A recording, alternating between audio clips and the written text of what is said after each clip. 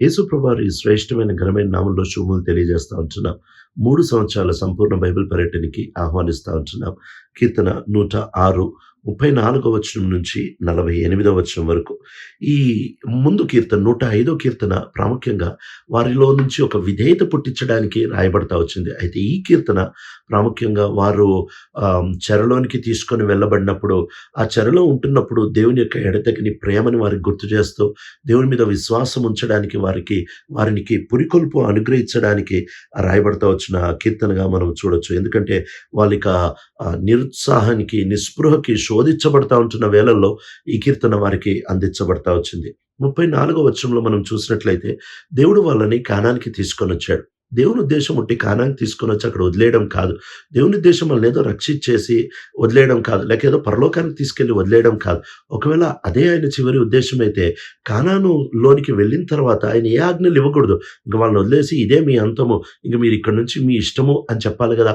కానీ కానాను విషయంలో ఆయన చాలా నిషిద్ధంగా, చాలా నిఖార్సుగా ఆయన కొన్ని ఆజ్ఞల్ని వారికి అనుగ్రహిస్తూ వచ్చాడు. అట్లానే రక్షించబడడమే దేవుని ఉద్దేశం అక్కడితో అయిపోతుంది అని అంటే, ఇంకా అసలు రక్షించబడిన తర్వాత ఆజ్ఞలు ఎందుకు, రక్షించబడిన తర్వాత మందిరం ఎందుకు, సహవాసం ఎందుకు? రక్షించబడ్డం అనేది అంతం కాదు, కానీ మనము నిత్యత్వంలో ఆయనతో సరైన సహవాసం కలిగి ఉండడం, ఆయనలాగా మారడం, ఆయనకి సంతోషం ఇవ్వడం, ఇది నిజమైన అంతమై ఉంటున్నది. కనుక మనము ఏదో రక్షించబడ్డాము అని ఇష్టానుసారంగా జీవించడానికి వీలు లేదు. ఇక్కడ ఎప్పుడైతే వీళ్ళని దేవుడు 34వ వచనంలో వాళ్ళు ఆ ప్రజలని నాశనం చేయకుండా, 35వ వచనంలో వాళ్ళు ఆ జనాంగాలతో పాటు మిళితమైపోతా వచ్చారు. 36వ వచనంలో వారు విగ్రహారాధన చేస్తా వచ్చారు. 37వ వచనంలో వారి పిల్లల్ని బలులు అర్పిస్తా వచ్చారు. 38వ వచనంలో వారి పిల్లల్ని చంపుతా వచ్చారు. 39వ వచనంలో వాళ్ళు దానితో వేశ్యతనం, ఆత్మీయ వేశ్యతనానికి అప్పగించుకుంటా వచ్చారు. మట్టికి ఈ విషయాలన్నీ మనం వరుసగా గమనించినట్లయితే దేవుడు చెప్పిన ఆజ్ఞని తీవ్రంగా తీసుకోనందుకు ఇవన్నీ జరుగుతూ వచ్చాయి.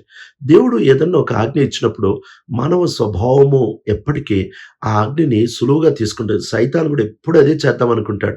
ఆదామవ్వలతో సైతాను మాట్లాడిన మొదటి అబద్ధము దేవుడు చెబుతా వచ్చాడు, మీరు పండు తిను దినమున నిశ్చయంగా చచ్చదు. వాడు వచ్చి చెబుతా వచ్చిన మాట, మీరు చావనే చావరు. అంటే పాపం యొక్క పర్యావసానమును తగ్గిస్తాడు, లేక పాపానికి పర్యావసానం ఏమీ లేదు అన్నట్టే చూపిస్తాడు.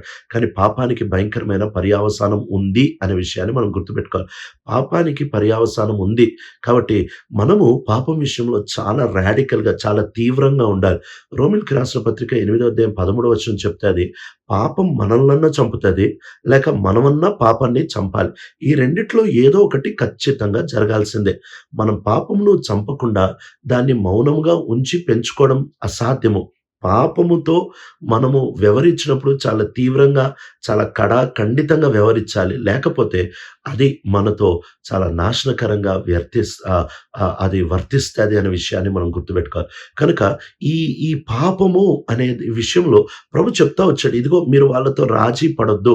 కొన్నిసార్లు మొహమాటానికి, కొన్నిసార్లు ఇంత తీవ్రంగా అవసరమా, కొన్నిసార్లు పర్వాలేదులే, నేను మేనేజ్ చేయగలను, నేను ఇంత తీవ్రంగా లేకపోయినా కానీ నేను పాపం చేయకుండా నన్ను నేను ఆపుకోగలను. మరి ఇంత అసహ్యంగా నేను పడతానా, మరి ఇంత ఘోరంగా నేను పాపానికి అమ్ముడుపోతానా అని మనిషికి అనిపిస్తుంది. దేవుడు ఎప్పుడైతే ఒక మాట చెబుతాడో, దేవుడు ఎప్పుడైతే ఖచ్చితంగా నువ్వు ఈ పాపం విషయంలో జాగ్రత్తగా ఉండమని దేవుడు చెబుతాడో, అప్పుడు ఆ విషయంలో మనం జాగ్రత్త పడాల్సిందే. లేకపోతే దాని ముందు అయ్యే పర్యవసానం మనకెన్నడూ అర్థం కాదు. దేవుడు ఒక్కడే దాన్ని చూడగలడు. దేవుడు ఒక్కడే దూరానికి వెళ్ళి మనం ఎంత ఘోరంగా కూడా పడిపోగలమో దేవుడు చూడగలడు. ఏ మానవుడు కూడా తానెంత ఘోరంగా పడతాడో తను ఎప్పుడూ చూసుకోలేడు. పేతురంటా వచ్చాడు, నేనా బొంకడమా, నీతో పాటు ప్రాణం పెడతాను. కానీ ప్రభు చూడగలుగుతా వచ్చాడు, నువ్వు ముమ్మారు బొంకుతావని. దావీదు ఎన్నడూ అనుకొని ఉండడు నేనా ఇలాంటి వ్యభిచారం. కానీ దేవుడు దావీదుని చూడగలుగుతా వచ్చాడు. కెయ్యను ఎన్నడూ అనుకోలేదు, నేను ఏబేల్ని చంపడమా, దేవుడు చెబుతా వచ్చాడు.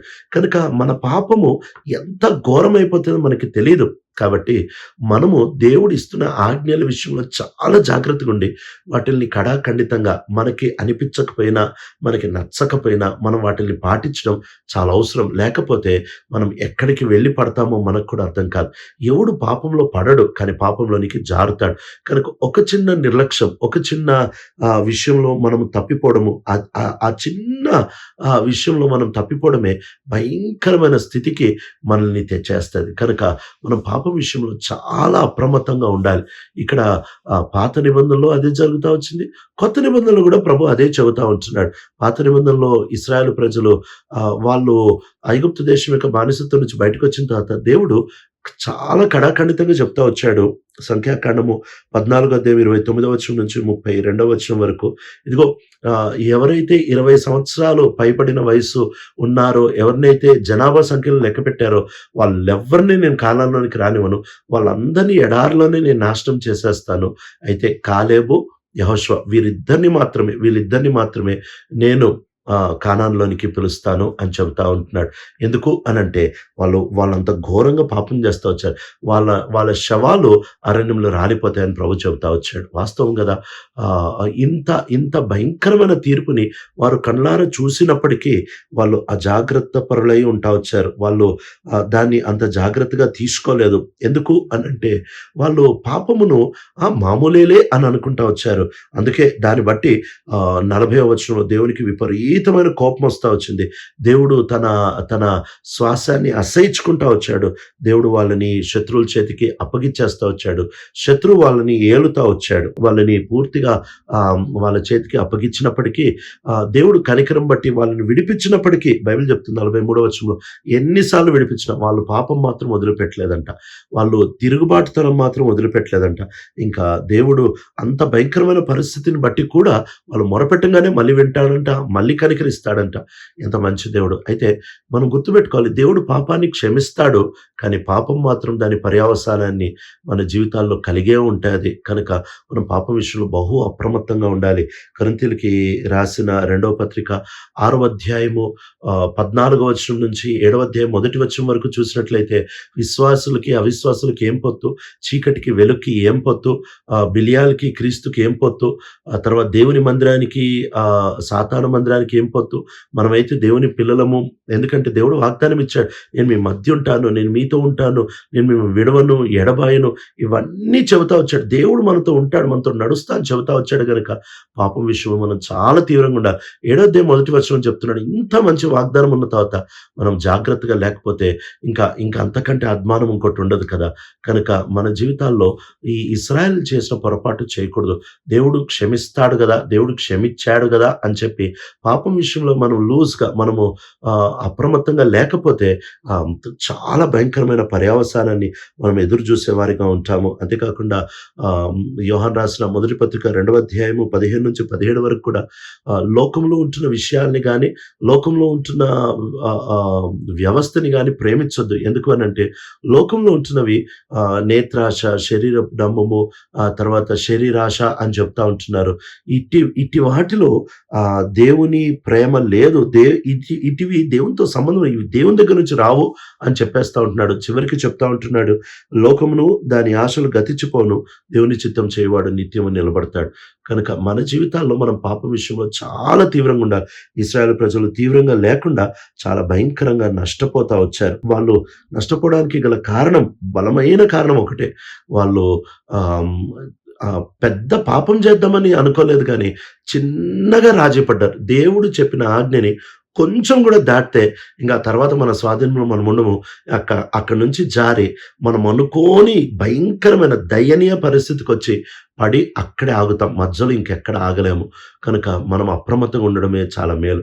చివరి వచనంలో 48వ వచనంలో ఆయన అంటున్నాడు, దేవుణ్ణి స్తుతించండి, ఇశ్రాయేలు దేవుణ్ణి నిత్యత్వం నుంచి నిత్యత్వం వరకు స్తుతించండి. దేవుని ప్రజలు ఆమెన్ అంటున్నారు. దేవుణ్ణి స్తుతించండి. ఇది ఒక డాక్సాలజీ, ఒక అంత్య ఆశీర్వాదంగా 4వ పుస్తకం యొక్క అంతము చూపిస్తా ఉంటున్నదిగా మనం చూడొచ్చు. మెటికి ఈ కీర్తన యొక్క వృత్తాంతము, దేవుడు పాపాలని క్షమిస్తాడు, కానీ పాపానికి పర్యవసానం ఉంటుంది. దేవుడు ఇచ్చిన హెచ్చరికల్ని మనం పాటించకపోతే చాలా మనం ఊహించలేని స్థితికి వెళ్ళి పడతాము అనే విషయాన్ని ఇక్కడ గుర్తు చేస్తా ఉంటున్నాడు. ప్రియ తండ్రి, నమ్మకమైన దేవ, మా జీవితాల్లో చాలా జాగ్రత్తగా, చాలా ప్రమత్తంగా ఉండడానికి సాయం చేయండి. క్షమించండి అయ్యా. నిర్లక్ష్యంగా బతుకుతూ పర్వాలేదు అనుకుంటా వచ్చాం. కానీ నీ ఆజ్ఞను ఒక్క ఇంచు దాటినా ఆ తర్వాత మా ఆధీనంలో మేము ఉండలేం. దయచేసి కృపను అనుగ్రహిస్తున్నాం. యేసు ప్రభు నామంలో అడుగుతున్నాం తండ్రి. ఆమేన్.